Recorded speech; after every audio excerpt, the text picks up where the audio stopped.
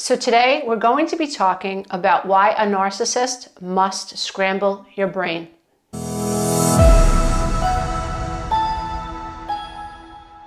If you love this content, please don't forget to click the subscribe button and the notification bell. This way, every time I upload a new video, you, dear one, will be the first to know.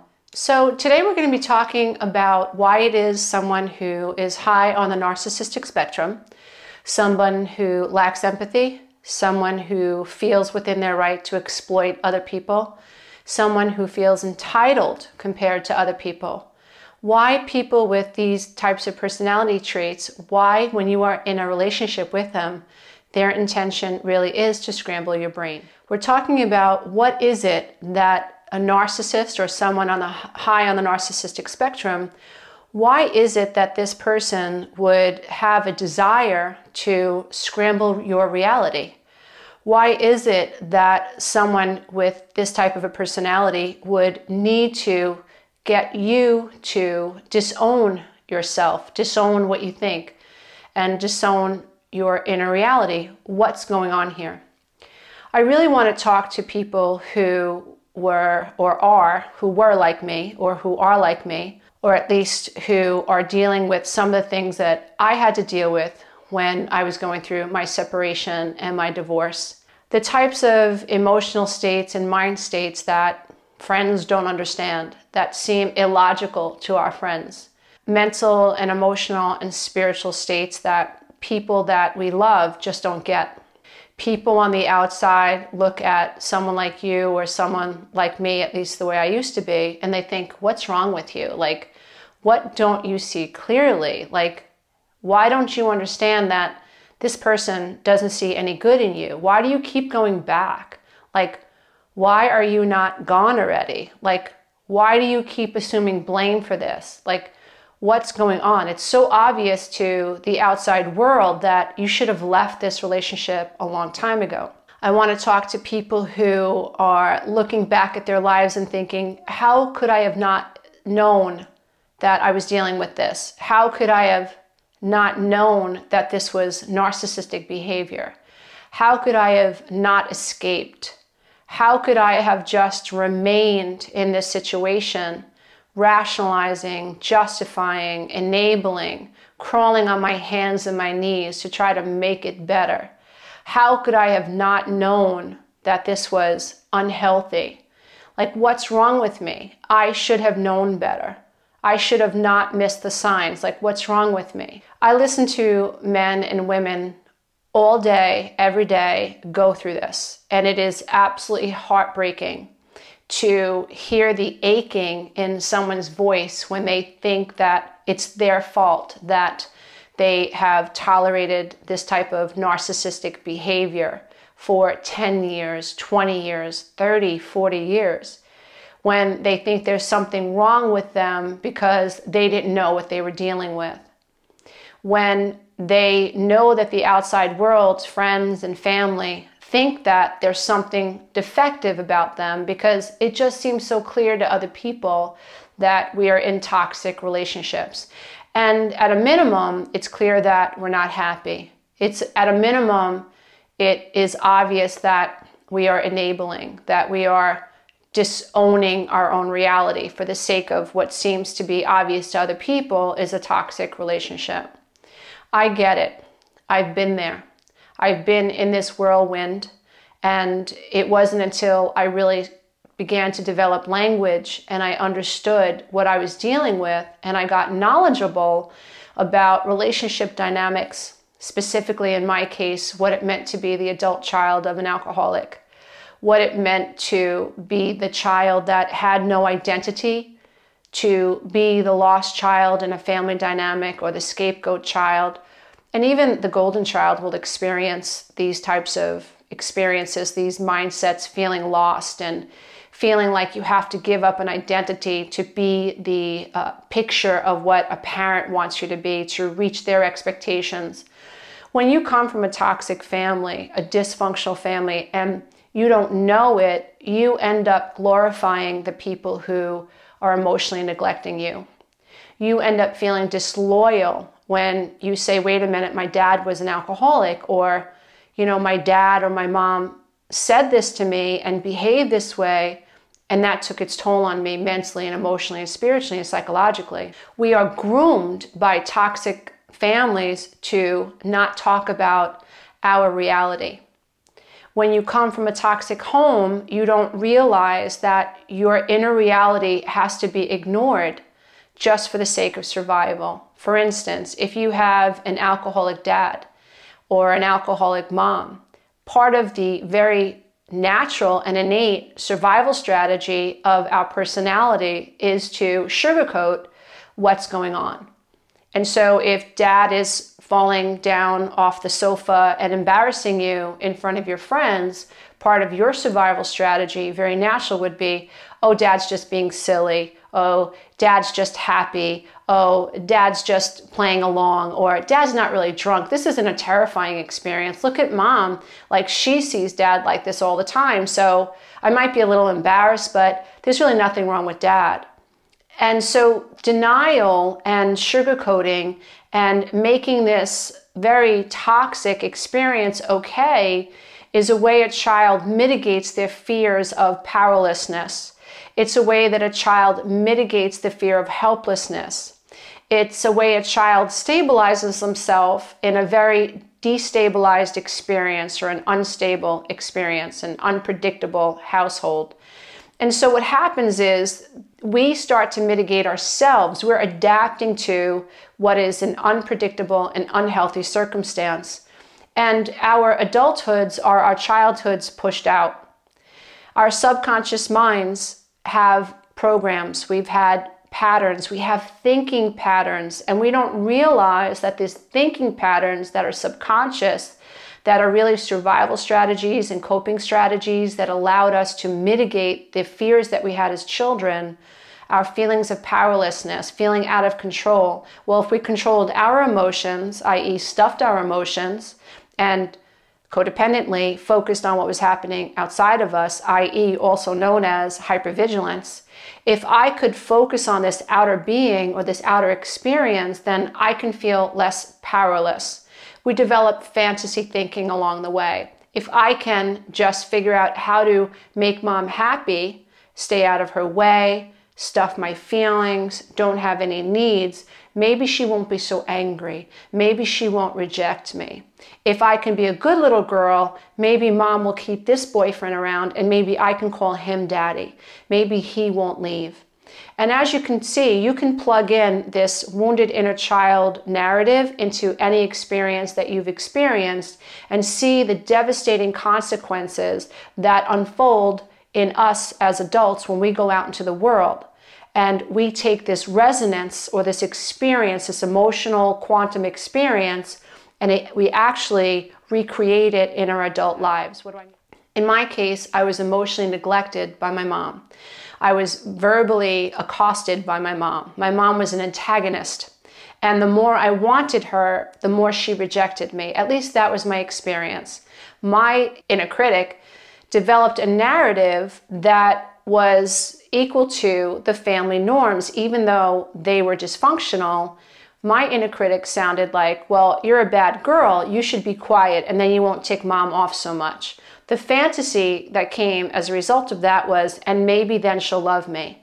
So when I went out into the world as a young 21-year-old person and I met the person that I married, that thinking pattern was ingrained in me and I carried it into my adulthood. Unfortunately, I married someone who, in my opinion, this is just my opinion, I married someone who was energetically my mother's match.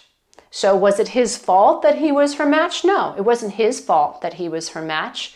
He resonated with my wounds as a child. Repetition compulsion, when I met him, the fantasy for me continued. If I could figure out how to be enough for him, then he will love me and I can make this work. We could have the relationship that my parents never had. He and I together can raise children that feel loved in a way that my sister and my brother never felt. So there was this fantasy concept that took over and was running my life. The problem is that the fantasy was running on the fumes of the dysfunctional thought processes that were created and embedded in my subconscious mind before the age of 7. You'll hear me say often and often and often in my work that children are in a theta brainwave state up until the age of 7. That's why you can be a 57-year-old woman or a 47-year-old woman or a 67 or a 62-year-old man and wake up one day and say, how did I get here? Because it's not you, dear one, it's your programming. Whatever you experienced in childhood becomes your blueprint. On a spiritual level, it becomes what you resonate with. On an energetic level, on a quantum level, you resonate with this dysfunction. On a psychological level, you are hoping that in taking care of this person, you will finally have the fantasy that was created in you as a coping strategy when you were a child. But here's the kicker. You don't know it. Carl Jung says, until you make that which is unconscious conscious, it will dictate your life, and you'll call it fate. How many people do you know, and maybe you're actually one of them, I know I was. How many people do you know that are walking around on planet Earth that never think about the way that they think? That don't have any idea what a success mindset is? That have no idea what a limiting thought is or what a limiting belief is? They have no idea that the reason that they married an alcoholic, a narcissistic alcoholic with a porn addiction, is the carbon copy of the father who raised them or the stepfather that raised them. And they have mirrored their mother's energy. They have this enabling, caretaking, rescuing, fixing, please love me, never leave me mindset below the veil of consciousness, which is a hand in a glove for a narcissistic alcoholic who's addicted to porn, who has no time for you, or who is constantly convincing you that you're the reason they have this addiction, or you're the reason that they drink, or you're the reason that they cheat.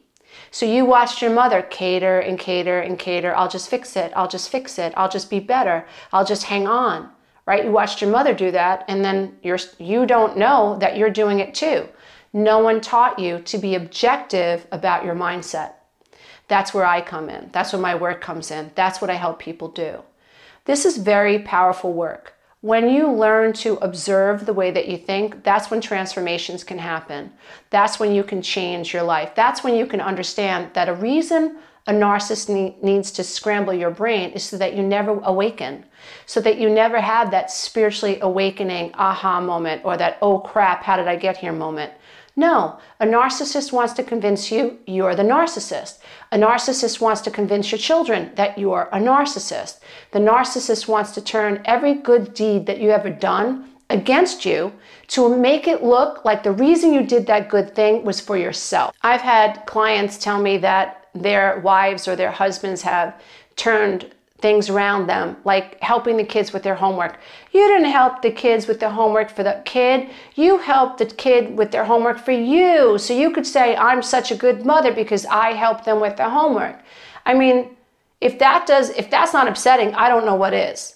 Especially if you're someone who is codependent, or maybe you're not. You're just a parent who's trying to do what you think is you're supposed to do for your child, and then you don't know you're dealing with a narcissist who is going to take every good deed that you have and twist it so that you could feel bad about it. So you start judging yourself. Wait a minute, did I do that because I was a narcissist? When I told my ex-husband I was unhappy, his response was, you just want to be single.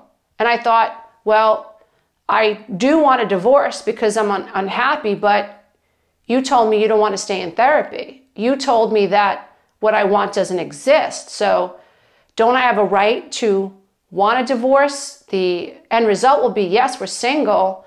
So he twisted this idea that I said I was unhappy to make it appear that I just wanted to be single, very haphazardly. Yeah, I woke up one day with 3 kids and decided I don't want to be married anymore. It was that simple.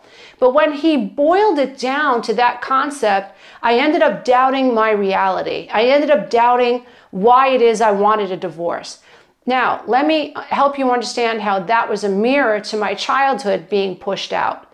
When I was in the 3rd grade, I went home and I told my mother, I think I need glasses because I can't see the blackboard. And she said, you just want glasses. And I thought to myself, I do want glasses, but it's because I can't see. And she twisted my need for needing glasses, as if it was to mean that I was being selfish because I said I needed glasses. So here was a very innocuous, very innocent, Mom, I can't see the blackboard. Oh, you just want glasses. As if it was selfish of me to need or want glasses. So when you're dealing with a parent who has high narcissistic traits, when you have a need, it'll be twisted. You say, I'm hungry. What, are you the only person in the house that gets hungry? You're being conditioned to think that being hungry is selfish. It's something that you should be ashamed of. So what do? Over time, you learn not to ask. Over time, you think that the answer is to take care of everybody else and to be selfless. So you're being conditioned, Pavlovian conditioning. You're being conditioned like a dog, like an animal, to disown your needs so that you don't experience this negative outcome of being shamed. You end up being a shell of a person, dear one, that has all this brilliant potential within you, and you can't achieve it because you are afraid of what people think about you. And you should be, because your survival brain knows it's dangerous to say you have a need. So your brain isn't doing anything wrong. What's wrong, or what you need help with, is to become more cognitive and to become more conscious. When you're healing trauma, you need consciousness to help you transform trauma. And that's what every narcissist is afraid of. A narcissist is banking on you disowning your reality. A narcissist is banking on exploiting your childhood wounds. My ex used to say, you're selfish, nobody likes you, your mother doesn't even like you, you have a problem with everybody in your family. That's why you have a problem with me. You can't get along with me because you couldn't even get along with your mother. So he took my very innocent wounds, the wounds that I shared with him, and he twisted them when I wanted to address something in our marriage. And I didn't see that as mean. I didn't see it as passive aggressive or just aggressive. I didn't even see it as narcissistic. I didn't see it as manipulative because I didn't have the knowledge about toxic relationship dynamics. I didn't know first that I was codependent. I didn't know that I was an ACOA. I didn't understand that I had ACOA issues, that I grew up with people who were essentially alcoholics, who had the need to control, who had their own childhood wounds that were gone unhealed. I didn't know that my mother was looking for my father's approval because her father was an alcoholic and she felt rejected by him and she wanted to be the perfect daughter. And she resented me and my needs because she wasn't allowed to have needs as a child. I didn't have this language. I didn't have this ability to understand. I didn't know how to connect the dots. Damn, I didn't even know there were dots. I really thought that my marriage was all about what was happening in the now. I had no idea that my childhood was being pushed out. I had no idea that my wounds were why I was tolerating what should have never been tolerated. I didn't know that I was adapting to very unhealthy relationship dynamics, just adapting.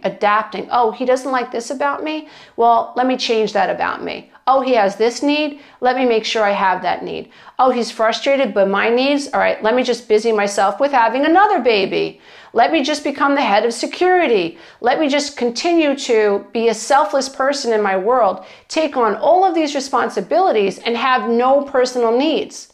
Let me not bother him. Let me make sure that he doesn't have to mow the grass. Let me make sure that he doesn't have to shovel. Let me make sure I have no needs. Maybe then I'll be good enough for him. That was my childhood being pushed out. That was me chasing my mother's approval, and I didn't know it. So a narcissist, this is where we get into trouble until we awaken, until we develop the mindset and the consciousness, until we understand that it's not us, it's our programming. And mark my word, dear one, a narcissist does not want you to awaken. A narcissist does not want you to get in touch with your spirit self. Your spirit self is tied to your emotional self. A narcissist does not want you to get in touch with your feelings. A narcissist wants you to be overwhelmed by your feelings. The narcissist does not want your logical, rational mind to come back online. They want you in the wounded space of the inner child. They want to be the authority that is abandoning you. They want you chasing after their approval. They want you to be afraid of them abandoning you. They do not want you to be galvanized. They do not want you to be able to speak your truth, to speak the truth. You want to know what a narcissist is afraid of? The narcissist is afraid of the narcissist. What I mean by that is a narcissist is afraid of you holding up the logical, rational, this is really who you are mirror. They're afraid of you telling the truth. So what do they have to do? To make sure that you never have the ability to speak the truth, they scramble your brain. They turn your mother against you. They create flying monkeys out of your children.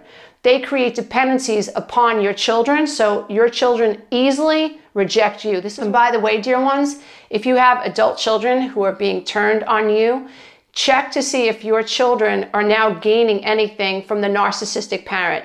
See if the narcissistic parent who was never involved in their life before suddenly offers them something, because that's when it's going to be easier for your children to reject you, when the narcissistic parent is offering them something. And we have to develop the wherewithal, we have to develop the truth, we have to understand there's going to be a period, a meanwhile experience where things are rocky.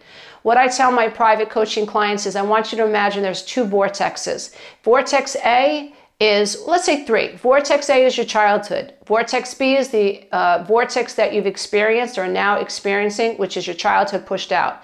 You had an alcoholic, narcissistic father who emotionally neglected you, left your family, or you have a narcissistic mother who was more involved with men than she was her own children, and you felt ignored and abandoned. You had siblings to take care of. This is very ACOA issue. In other words, like if you're an adult child of an alcoholic, these are the types of things that you had to tolerate and you had to put up with as a child. You had no childhood. You weren't allowed to say, I think, I feel, I need, I want, not allowed. You weren't allowed to have those experiences because your home was so unpredictable. What your brain did was you sugarcoated the experience just to survive. And unfortunately, it depends on how you look at it. I come along, or someone like me comes along, and we rip the Band-Aid off and we say, dear one, you have to see things clearly. Otherwise, you're not going to understand why and how this person continues to take advantage of you. Because if you use the same set of thought processes that got you through your childhood in this relationship, this narcissist is going to win. Eventually, you'll become so scrambled in your mind, you won't have any cognitive abilities to say, I think, I feel, I know, I witness, this is the truth. You won't be able to do it. I watched it happen in my own life. My mother slowly began to cognitively decline. She had dementia. She had a stroke after a major blowout with my father. I was on the phone with him when he was treating my mother like dog crap on his shoe. I was on the phone with him. A few hours later, she had a major stroke. Mom was never the same. So I am the adult child of 2 adult children. I am the daughter of a mother who went through this. I can tell you this is serious. A narcissist is 20 steps ahead of you. They know how to scramble your brain. They know how to make flying monkeys out of your mother, out of your father, out of your coworkers. They have to, because ultimately they're afraid, because you, dear one, you know the truth. You were their partner. You slept with them. You listened to them every day at the breakfast table. You were the one that they prevented from leaving the house because you were watching what was happening and you wanted to leave. You were the one that they blocked the doorway from. You were the one that they lied to. You were the one that put up with them or learned that they signed your name to a lease that you didn't even know that they had. You were the one that they lied to. You were the one that they had the double life with. You were the one that's tolerated all of this nonsense. So you, dear one, are the gatekeeper. You are the one that holds the keys to the false self. You are the one that they are most afraid of. So they will scramble your brain so that you never learn to speak your truth. Now, I also have clients, and I always caution them, do not confront a narcissist until, maybe never, but do not tell a narcissist you're waking up. Because remember, a narcissist can fight these spiritual and emotional wars like nobody can. They are dragons. They are fire-breathing dragons. They are willing to blow their flame on anything, on anything, on everything, and anyone that stands in the way of their false mask. The last thing that a narcissist wants is for you to find the ability to stand tall, to stand erect and say, I know, I think, and I feel, and I've witnessed. And no matter what you say, and no matter what you tell our kids, and no matter what you say to my mother, and no matter what you say to those flying monkeys, I know the truth. You and the truth, who the narcissist really is their nemesis. So that is why they must spiritually destroy you. That is why they have to break you down. That is why they have to make you sick. That is why they want you begging for their approval. That is why they'll blame you for everything that goes wrong in their life, everything that goes wrong in your family life, so that you are so distraught under the weight of loss, under the weight of responsibility, under the weight of obligation, under the weight of feeling like, oh my God, this is all my fault. Under the weight of all of the wounds of the inner child. You want to escape? Start connecting the dots. You want to understand what's really going on? Let the narcissist feel whatever they want to feel. Let them say whatever they want to say. Stop trying to change. Stop trying to change what they think. Stop trying to change what they feel. Just stop. Just stop. Accept how you feel. Get away from them. Go no contact. Your healing starts when you stop engaging with someone who's taking out an egg beater and cutting off the top of your head and scrambling your brain. That's when your healing stops. It's not going to happen right away, but at least then this nonsense stops. One of the most powerful things that I did in my life was I went no contact. I said, okay, you think, you feel, okay, feel it, have it, own it, tell anybody you want to tell, distort reality, make up stories, leave parts of the story out. Bless you, you can do whatever you want. Detachment, emotional detachment, which is not what a narcissist wants, and that's why you'll end up with 20 or 30 text messages a day. They will try to get you to admit that you're a terrible mother, admit that you're a terrible father, right? Why? So that they can lock you into that, and you can never, ever, ever tell the truth. And if you dare to tell the truth, they can say, yeah, but she said this, and yeah, but he said that. So be very careful. Let them think whatever they want. If your adult children are part of this, let them go. It is what it is, dear one. I'm trying to help you save you. Let them go. They're adults. They're adults. If they so easily are swayed to reject you and to be influenced by this type of narcissism. And by the way, if there are any adult children out there who are being conditioned to reject a parent, I want you to know that's unhealthy. Parents don't want you to turn against the other parent. Healthy parents don't do that. So if you have a parent that's trying to turn you against the other parent, it's not healthy, right? You're going to have to figure it out. And if you are now in the graces of a narcissistic parent, like my children learned the hard way, it took them 7 years. But just know that it is not healthy for parents to turn you against the other parent. That's all you got to know. I mean, this is your path. I'm really speaking to people who are lost, who don't understand. They can't understand the level of meanness, the level of grandiosity, the level of discard, the level of disrespect, the level of indifference that someone that they love, that they had a family with, can take during a divorce proceeding. I'm speaking to those people whose brains have been scrambled through cognitive dissonance, who have had all of the good that they've done turned against them. I'm talking to people who don't understand how their childhoods have been pushed out in these narcissistic relationships. And let's face it, there are some people who end up in narcissistic relationships that had wonderful childhoods. But over the years, through coercive control, through manipulation, through trauma bonding and betrayal bonds, you end up not knowing what day of the week it is. You end up wondering, is the sky really blue or is it really purple? You don't even trust the way that you think anymore. A narcissist wants that so that you can never get to the truth and hold on to it. So dear one, if this is you, I really hope that this session has empowered you. If anything, I don't want you to feel alone. I want you to know that this is true. This is real. You're not crazy. This really happens. The goal really is to get a handle on it, to educate yourself so you understand what's happening. Why? So if you understand what's happening, then you can gain some control of what's happening in the 3D. You can go no contact. You can set boundaries. You can emotionally detach. You can gain the knowledge and the support that you need to help you see this through. And if you are the adult child of an alcoholic, if you have suffered emotional neglect, if you know or you have an inkling that your adult relationships or your childhood pushed out, please check out the 12-week Breakthrough Coaching Program. This is an online, brain-based e-learning program that I created as a result of learning what I learned about my childhood and how I created my childhood in my adult relationships. I give you the tools, the resources, and everything that you need to get a handle on how you can heal and how you can powerfully transform your life. Namaste, everybody. Until next time, I so hope that this has been helpful. You, dear one, are not alone.